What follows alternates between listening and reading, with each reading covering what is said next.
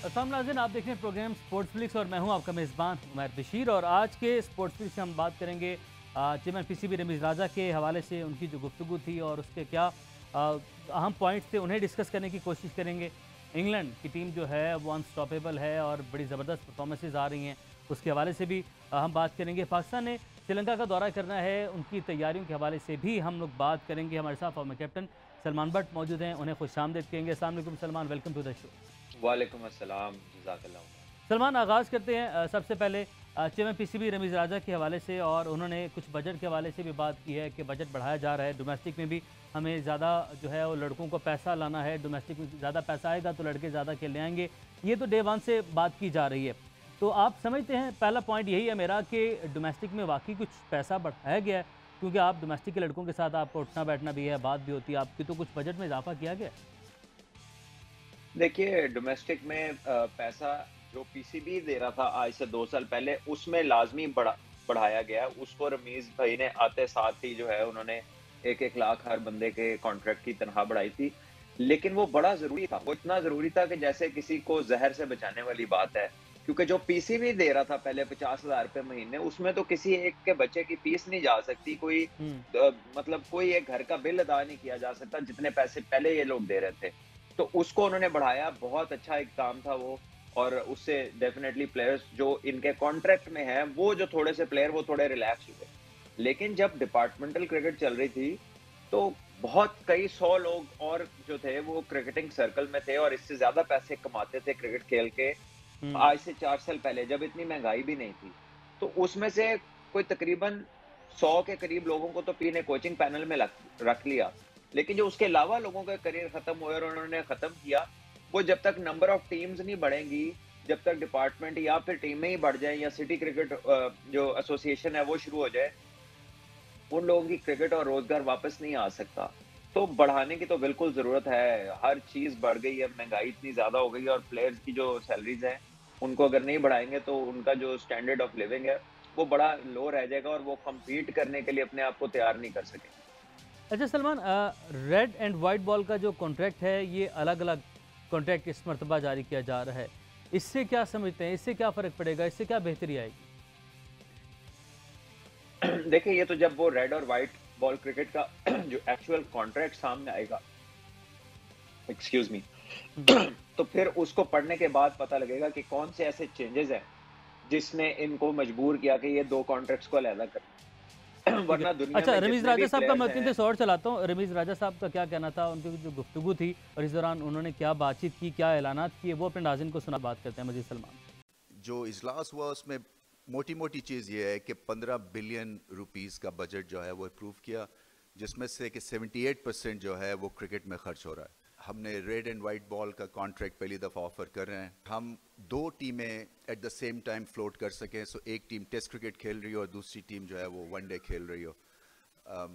तो इसलिए भी ये इंपॉर्टेंट स्टेप था। और शॉर्ट चेंज हो रहे थे वनडे के प्लेयर्स, क्योंकि जब उनको रेड बॉल के कॉन्ट्रैक्ट्स मिलते थे तो उतने ज़्यादा पैसे नहीं मिलते थे।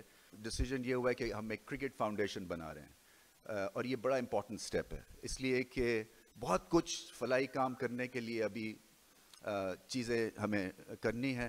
पीसीबी ने 10 करोड़ रुपया इसमें डाला है और हम इन्वेस्टर्स और लेके आएंगे जो अपना हाथ बटाएंगे ताकि हम सबकी खिदमत कर सकें। इसमें आपको मैं पहले बता दूं कि आते साथ ही मैंने जो किया वो लाख रुपया फ़ी प्लेयर फर्स्ट क्लास के हमने बढ़ाए थे, आपको याद होगा। और उसके बाद अभी जो पेंशन्स क्रिकेटर्स की बढ़ाई है लाख रुपया। सो मकसद यही है कि हम एक फ़लाई अदारा भी है, एक क्रिकेट की बिज़नेस तो है ही है, मगर फ़लाई अदारा भी है। इस वक्त 243 क्रिकेटर्स को हमने एम्प्लॉय किया हुआ है, 243। 200 फर्स्ट क्लास प्लेयर्स हैं हमारे पेरोल पे, 243 फर्स्ट क्लास क्रिकेटर्स और टेस्ट क्रिकेटर्स हैं, और इसकी तादाद बढ़ती जाएगी इंशाल्लाह। इसलिए कि हम चाहते हैं कि हम क्रिकेटर्स को इज़्ज़त दें, क्योंकि जब तक हम गेम और क्रिकेटर्स को इज़्ज़त नहीं देंगे हमें कोई इज़्ज़त वापस मिलने वाली नहीं है। ठीक है सलमान, हमें एहसान खान ने भी ज्वाइन किया है, हमारे स्पोर्ट्स कोरेस्पोंडेंट हैं, उनसे भी बात करेंगे। लेकिन आपने रमीज़ राजा साहब की गुफ्तगू सुनी, तो इज़्ज़त रिस्पेक्ट के हवाले से बड़ा ज़रूरी है कि स्पोर्ट्स पर्सन को उसकी रिस्पेक्ट जो है, ड्यू रिस्पेक्ट है, वो मिलनी चाहिए। तो क्या डायरेक्शंस जो समत का तयन किया गया वो बिल्कुल ठीक है? इस तरीके से आप रिस्पेक्ट अर्न करने में थोड़ी सी आसानी हो जाएगी हमारे एथलीट्स को। देखिए, बिल्कुल जिनका हक बनता है उनको उनका हक देना चाहिए और ये बात उनकी बिल्कुल ठीक है, मैं एग्री करता हूँ, क्रिकेट की फाउंडेशन का आइडिया बड़ा ज़बरदस्त है। इसी तरह जब उन्होंने पेंशन्स बढ़ाई तो वो लोग जो कि उम्र-रसीदा क्रिकेटर्स हैं और उनके पास कोई काम नहीं है करने को या वो स्ट्रगल कर रहे हैं लाइफ में, हालात उनके ठीक नहीं है, तो उनकी मदद भी यकीनन एक बहुत ही अच्छा फैसला है।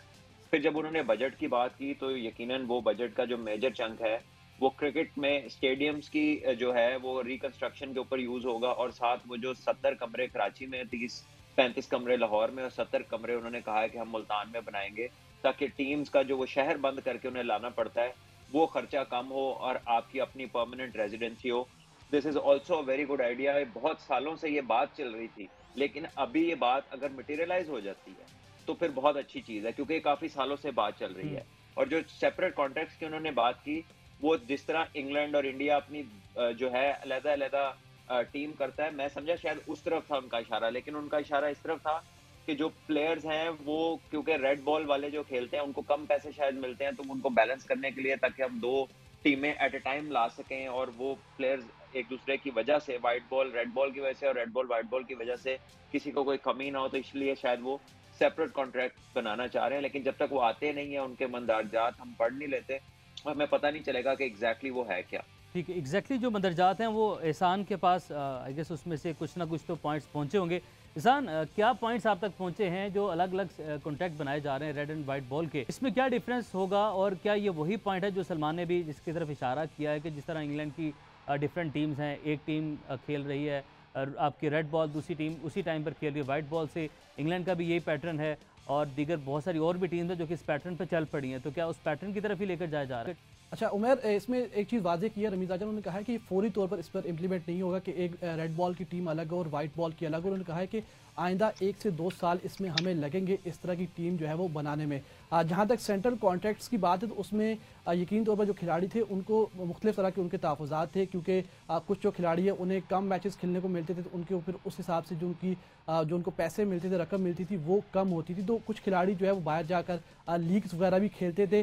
जब नेशनल ड्यूटी आती थी तो उन खिलाड़ियों को वहाँ से लीग्स को छोड़कर जो है वापस आना पड़ता था। तो खिलाड़ियों के इस पर भी तहफ़्फ़ुज़ात थे कि क्योंकि उनके वहाँ पर मुआहदे होते हैं, उन्हें वहाँ से अच्छी खासी जो है वो रकम भी मिलती थी। तो अब पाकिस्तान क्रिकेट बोर्ड ने यह भी फैसला किया है कि कुछ कंपनसेट किया जाएगा, जहाँ जो खिलाड़ी अगर इंटरनेशनल उनका कोई किसी लीग के साथ कहीं पर भी उनका मुआहदा होता है और यहाँ नेशनल ड्यूटी उनकी पाकिस्तान में होगी या पाकिस्तान कहीं होम एंड अवे सीरीज़ खेलने जा रहे, तो उस खिलाड़ी को कुछ ना कुछ मुआवजा जो है वो दिया जाएगा, ताकि अगर वो वहाँ से कॉन्ट्रैक्ट अपना छोड़ रहा है तो उसे उस तरह का जो है माली तौर पर नुकसान ना हो। तो ये एक अच्छी बात है कि जब रमीज़ राजा आए तो उन्होंने इन खिलाड़ियों का जो है वो एहसास किया। इससे कबल माजी में हमने देखा है खिलाड़ियों को कहा जाता था कि वो जल्द अज जल्द जो है कोई भी लीग छोड़ कर आए, फिर खिलाड़ी जो है वो दबे छुपे अल्फाज में जो है वो तनकीद भी करते थे उस वक्त जो चेयरमैन थे या फिर उस वक्त जो पीसीबी के आला ऑफिशियल्स हैं उनके ऊपर, लेकिन वो खुलकर क्योंकि सेंट्रल कॉन्ट्रैक्ट पे वो मुआहदे के जो है पाबंद होते हैं तो उस तरीके से वो बात नहीं कर पाते थे। लेकिन इस दफ़ा खिलाड़ियों ने जब अपनी बात रमीज़ राजा तक पहुँचाई है तो उन्होंने कहा है कि वो कोशिश करेंगे कि जो इंटरनेशनल जो लीग्स होंगी वहाँ पर जो उनके मुआहदे होंगे उसके जो है ज़्यादा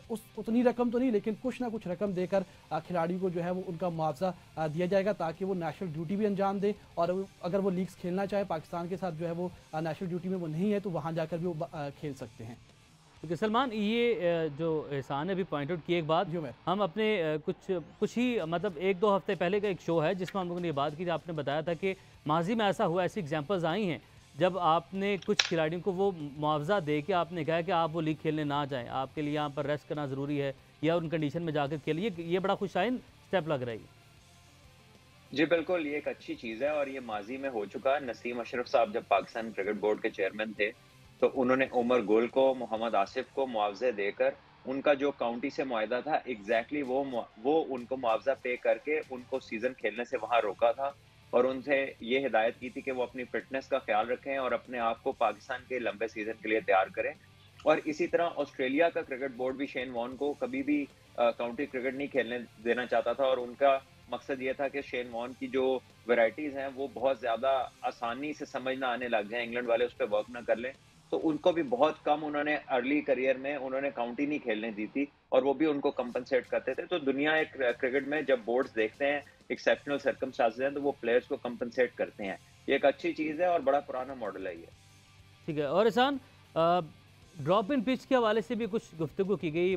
कुछ हफ्ते पहले या कुछ महीने पहले ड्रॉप इन का बड़ा शोर था कि पाकिस्तान में ड्रॉप इन आ रही है और ऑस्ट्रेलिया को ऑस्ट्रेलिया में जब तक नहीं हराते तब तक चैन से नहीं बैठेंगे और तैयारी होगी, ऑस्ट्रेलिया को ऑस्ट्रेलिया में हराने की तैयारी होगी, टेस्ट मैचेस हराने ऑस्ट्रेलिया को। तो ड्रॉप इन के हवाले से क्या गुफ्तगू हुई, क्या उसमें पेशरफ हो सकती? देखिए उमर, ये आपको याद होगा कि दिसंबर 13 2021 को पहली मरतबा रवीद राजा ने ड्रॉप इन पिचेस का जो है वो एक नई चीज़ उन्होंने कहा था कि पाकिस्तान में हम लाएंगे। उस वक्त वो कराची भी आए थे। उसके बाद फिर जो कराची के कारोबारी शख्स थे उनके साथ उन्होंने एक मुआहिदा किया और कहा गया कि ऑस्ट्रेलिया से 2 ड्रॉप इन पिचेस जो है वो पाकिस्तान लाई जाएंगी। एक कराची में ही नस्ब की जाएगी और एक जो है वो लाहौर ले जाई जाएगी। लेकिन इस वक्त तक इस मंसूबे के ऊपर जो है अमल दरामद नहीं हुआ। 2-3 रोज़ कबल एक गैर रस्मी गुफ्तगू हुई है चेयरमैन पीसीबी रमीज़ राजा की। उसमें उन्होंने इंकशाफ किया है कि ये 37 करोड़ का तो पहले बताया गया था कि ये प्रोजेक्ट है, लेकिन अब वो कह रहे हैं कि ये जो ड्रॉप इन पिचेस हैं इनको यहाँ लाने के लिए बड़ा मसला है, क्योंकि इस वक्त पाकिस्तानी गवर्नमेंट है उसने दरामदात के ऊपर जो है पाबंदी लगाई हुई है। तो अगर हम चार्टर्ड फ़्लाइट इसके लिए बुक करते हैं, पहले तो वो जहाज़ दस्तियाब नहीं, अगर होता भी तो हमारा जो खर्चा है वो 1 अरब से ज़ायद हो जाएगा। तो यकीनी तौर पर रमीज़ राजा का कहना है कि ये मंसूबा जो है वो अब इतनी बड़ी रकम जो है वो खर्च करना हमारे लिए मुमकिन नहीं है। लेकिन साथ ही उन्होंने एक और मुआहिदा भी करने जा रहे हैं। एक क्यूरेटर हैं एडिलेड के, उन्हें जो है वो आइंदा माह कहा गया है कि वो लाहौर आएँ और लाहौर आकर रिपोर्ट करें। उसके बाद फिर वो नेशनल स्टेडियम भी आएंगे, उसके अलावा मुल्तान और पिंडी स्टेडियम में भी जाएंगे और वहाँ जाकर जो मुख्तलिफ ग्राउंड्स की जो पिचेज़ हैं, जो मिट्टी है, उसका जायज़ा लेंगे। उसके बाद अपनी एक रिपोर्ट देंगे कि क्या पाकिस्तान में ड्रॉप इन पिचेस जो है वो लग सकती हैं या नहीं, या एक ऑप्शन ये भी दिया गया कि ड्रॉप इन पिचेस यहीं पर जो है वो बनाई जाएं। तो ये तमाम तर जो बातें हैं वो अब एक दूसरे हिस्से में चली गई हैं। ड्रॉप इन पिचेस ऑस्ट्रेलिया से मंगवाना अब दीगर ऑप्शंस पर गौर किया जा रहा है। ठीक है एहसान, आपने एक बड़ी अहम खबर थी। सलमान की टेक भी इस पर लेंगे, लेकिन इस ब्रेक के बाद से विदा। वेलकम बैक जी। गुफ्तगू का सिलसिला वहीं से आगे बढ़ाते हैं। सलमान, आपकी जानिब बढ़ता हूँ। ड्रॉप इन की जगह दीगर ऑप्शंस पर गौर किया जा रहा है कि क्यूरेटर को वहाँ से बुला लिया जाए, यहीं पर तैयार की जाए। तो एक वक्त था कि ड्रॉप इन के हवाले से बड़ा शोर था पाकिस्तान क्रिकेट में, लेकिन अब वो जो तमाम शोर है वो दम तोड़ता दिखाई दे रहा है। देखिए, अब उसकी वजूहात कोई भी बताई जाए, ये किसी तरह से भी पाकिस्तान के लिए कोई वायबल चीज़ थी ही नहीं। ड्रॉप इन इज़ नॉट, उसका मतलब ये नहीं है कि अगर पिच ड्रॉप इन है तो उसमें बाउंस होगा। उसका मतलब ये नहीं है कि वो पिच तेज होगी और उस पर रिजल्ट ओरिएंटेड मैचेस होंगे। न्यूजीलैंड में बेशुमार ड्रॉप इन पिचेस हैं, वो मैच नहीं जीतते ऑस्ट्रेलिया जाके। न्यूजीलैंड में हर टेस्ट का फैसला नहीं होता और स्पेशली जो ड्रॉप इन है उनके ऊपर तो बहुत ज्यादा ड्रॉज होते हैं। और ड्रॉप इन पिच के ऊपर ही पाकिस्तान ने भी न्यूजीलैंड में मैच ड्रॉ किया था, जिसमें सिकलैन मुश्ताक ने भी 100 किया था, जो पाकिस्तान के हेड कोच हैं, और यूसुफ भाई ने उनके साथ 200 किया था और बहुत बड़ी पार्टनरशिप हुई थी। तो ड्रॉप इन पिचेस का अगर इतना इफेक्ट होता तो फिर इंडिया को या इंग्लैंड को फंड्स की कोई प्रॉब्लम नहीं थी, या उनका कोई गवर्नमेंट का ड्यूटी स्ट्रक्चर ऐसा नहीं था। बात यह है कि ये कोई ऐसी रिजल्ट ओरिएंटेड चीज ही नहीं है। तो अब खैर उसको अच्छी बात है कि उसको उन्होंने साइड पे कर दिया, चाहे कोई भी उसका रीजन दिया, बट वो मल्टीपर्पज ग्राउंड्स के लिए होती है ड्रॉप इन, कि जहां पर और गेमें होती हैं तो वो पिच उठा लेते हैं, जब क्रिकेट का सीजन आता है तो पिच लगा देते हैं। पाकिस्तान में तमाम ग्राउंड्स का एक नेचुरल इफेक्ट है, जो एक अब मखसूस तरह की विकटें हैं, एनवायरनमेंट का प्रोडक्ट होती है ये पिच, क्योंकि ये सॉइल है, इस पे उस इलाके में जितनी धूप है, जितनी गर्मी है, जिस तरह का टेम्परेचर है, जिस तरह की आबो हवा है, जिस तरह का पानी मिलता है, ये सारी चीजें पिच के बिहेवियर को इफेक्ट करती हैं। और सलमान, हमारा डे वन से यही पॉइंट ऑफ व्यू रहा है। डे वन से हम ड्रॉप इन के हवाले से इसी मौक़िफ़ के साथ हम आगे बढ़ रहे थे, हम इसी पर बात कर रहे थे। जी बिल्कुल, हमारा वही रहा है और चलें, अच्छी बात है, पाकिस्तान के लिए अच्छा है। और देखें कहाँ 33 करोड़ और कहाँ 1 अरब की बात हो रही है, तो इसका मतलब है कि 300 गुना उसकी प्राइस आपको पड़नी थी, जो किसी तरह से भी सूटेबल नहीं है। इतना पैसा अगर पाकिस्तान की क्रिकेट में इंजेक्ट किया जाए तो मेरा ख्याल है कि क्रिकेटर्स का और क्रिकेट का बहुत फायदा हो सकता है। 2 ड्रॉप इन पिचों की मेंटेनेंस, तो फिर आपको सूरज भी ऑस्ट्रेलिया का लाना पड़ेगा, हवाएं भी वैसी चलानी पड़ेंगी, तो वो एक और तरह की गेम शुरू हो जाए। बिल्कुल। चलिए जी, एहसान अब आप देगा कि कहाँ तक पहुँची तैयारी, कब उड़ान भरने जा रहे हैं, टीम की तैयारियाँ, और श्रीलंका का दौरा है, प्रैक्टिस तो हमारे लड़कों की जारी है, तो क्या अपडेट्स हैं कैंप से आपके पास?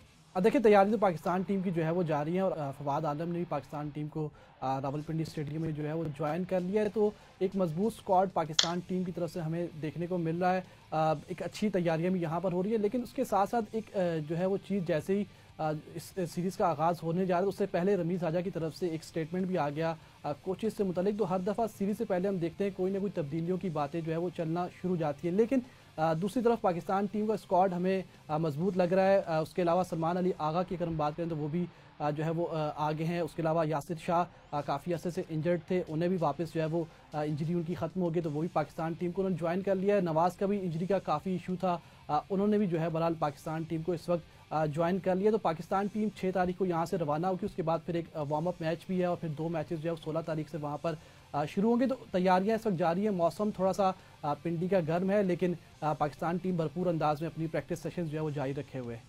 ठीक है सलमान, यासिर शाह की वापसी हुई है टीम में बड़े लंबे गैप के बाद, तो यासिर शाह का कमबैक आप कैसा देख रहे हैं? देखिए, यासिर की जो वापसी है वो खुशाइंद है। यासिर ने बड़ी अच्छी परफॉर्मेंस दी, अभी बलोचिस्तान को लीड किया, लिस्ट ए का टूर्नामेंट जीता और एक सीजन परफॉर्मर हैं। पाकिस्तान के लिए तेज तरीन 200 विकेट्स टेस्ट क्रिकेट में ले चुके हैं और पाकिस्तान के बेहतरीन स्पिनर हैं इस वक्त में।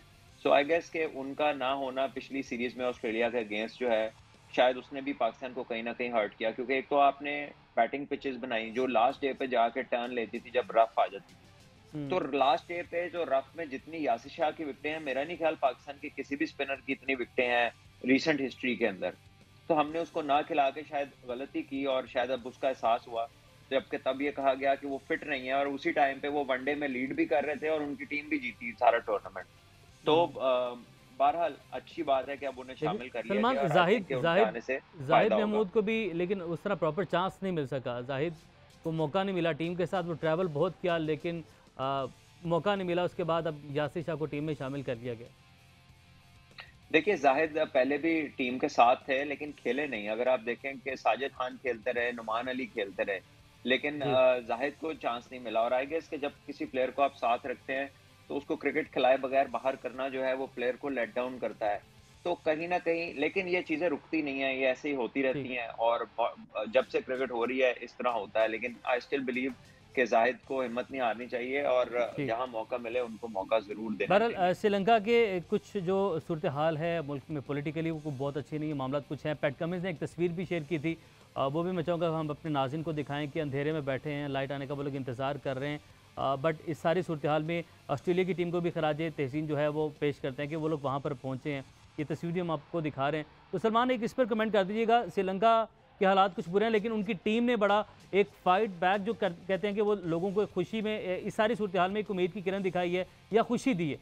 तो अच्छा टफ टाइम है ऑस्ट्रेलिया जैसी बड़ी टीम को दिया। ऑस्ट्रेलिया ने वहाँ पे जाकर बड़ा क्राउड को भी एंजॉय किया, क्राउड भी पूरा येलो कलर का पहन के वो स्टेडियम उन्होंने भर दिया। ऑस्ट्रेलिया की टीम के लिए वो वहाँ पे तालियां बजा रहे थे। देखिए, आउटस्टैंडिंग परफॉर्मेंस दिया है श्रीलंका ने डिस्पाइट ऑल दी प्रॉब्लम्स जो उन्हें फेस करनी पड़ रही हैं अभी करंट सिनेरियो के अंदर। और ऑस्ट्रेलिया की जो टीम है उनको भी बहुत अप्रिशिएट करना चाहिए कि जिस तरह वो क्राउड के साथ इन्वॉल्व हुए, उन्होंने ये रियलाइज़ किया कि ये मुल्क इस टाइम काफ़ी मुश्किलात में है और उनके लोगों के साथ उन्होंने जिस तरह से अपना शेयर किया है, अपना जो विजिट था उसमें जिस तरह की उनकी इंटरेक्शन रही है क्राउड के साथ और जिस तरह ये तस्वीर जिसको आपने अभी दिखाया है, ये दिखाती है कि ऑस्ट्रेलियन क्रिकेटर्स ने बिल्कुल उसको हेड ऑन लिया इस विजिट में और उन्होंने लोगों की मुश्किलात का एहसास करते हुए मुश्किलात का एहसास किया। ठीक है सलमान, हमारा चूंकि वक्त जो है वो प्रोग्राम का खत्म हो चुका। बहुत शुक्रिया। एहसान खान हमारे साथ मौजूद थे, आप दोनों का बहुत शुक्रिया। आज आपसे होगी फिर मुलाकात। अपना बहुत सारा ख्याल रखें। अल्लाह हाफ़िज़।